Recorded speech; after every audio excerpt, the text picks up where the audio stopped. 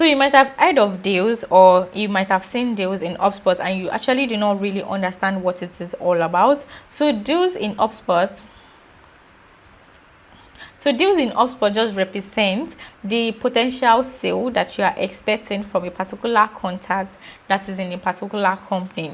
So the deal is just like a potential sale. It's like saying there is money in line that we want to receive for this particular project we are doing, or that we are about to embark on. So let's say those contacts we imported in, we communicated with those contacts, and they showed interest in actually buying one of our products. We can be able to create a deal, and we can create different stages on that deal, and those stages are going to be called pipeline.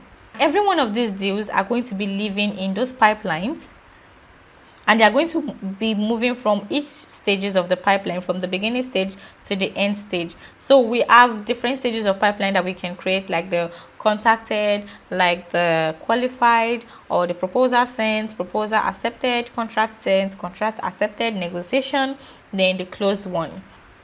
Okay, so we can create a new deal by just clicking on create deal, and you can be able to add in all of these options, all of these details for your deal.